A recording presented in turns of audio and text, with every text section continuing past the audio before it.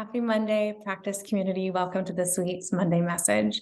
We are in the month of March where we're spending 4 to 5 weeks on your coaching program. So designing a program, leaving packages and time for dollars and session to session as a strategy, hopefully in the past, or at least put it down for a month and try something different on. I also am just noticing I have this epic, I've been growing this in. See this gray here? I've decided I just want it to be this epic stripe all the way up my head. And I'm really loving how it's starting to come in. Okay, anyways, let's talk about programming. So here's the thing. We can't leave coaching up to its tool itself. We can't leave coaching in the hands of coaching as a methodology, because coaching doesn't have enough of a cultural narrative around it for it to make any sort of valued sense without us naming that or claiming that on its behalf. For example, if you think about therapy, for example, we know what therapy does. There is a pretty broad stroke therapeutic narrative in our culture that when we think about therapy or therapists and we think about the process, if we were to hire a therapist or work with a therapist, we have a pretty good understanding at its central core what it's going to do for us, why we would go there, the reasons in our life that we might pursue that type of healing or modality, and ultimately what we would potentially gain by doing that.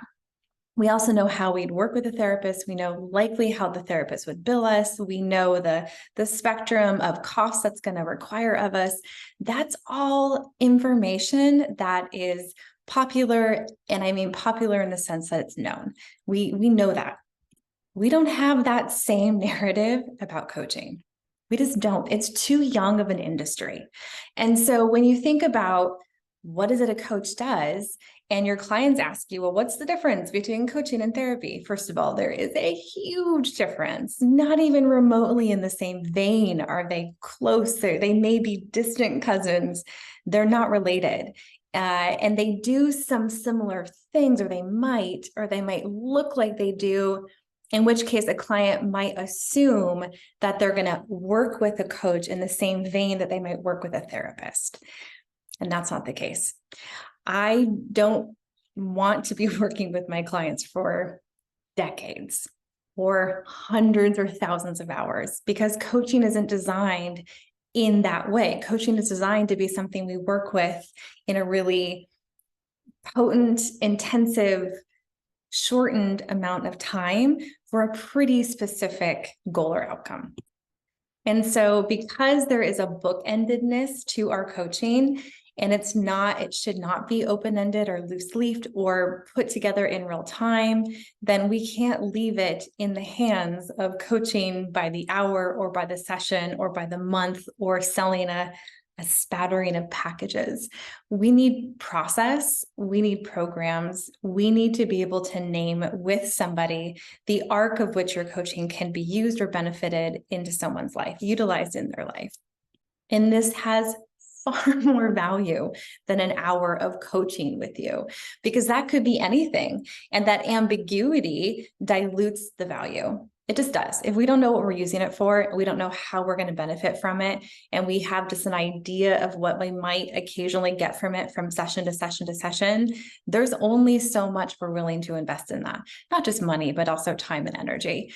But if we know that the coaching has a limit, there's a place it's going to take us, and then it's going to drop us off. We know it has a purpose.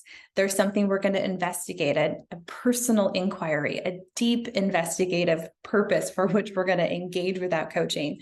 It's inward, it's outward. Maybe it's a result we're looking for in our physical life or a result we're looking for in our inward life.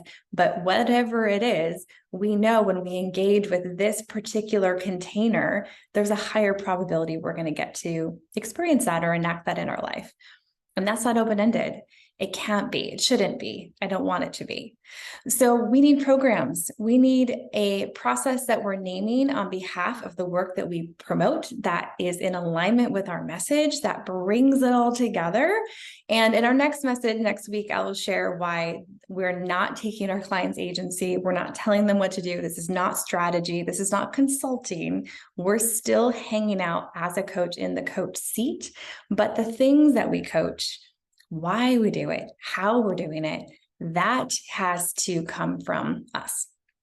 So I hope that is supportive. I hope it gives a little more definition into what is a program? Why do I need one? Why is Andrew talking about it so much? This is why.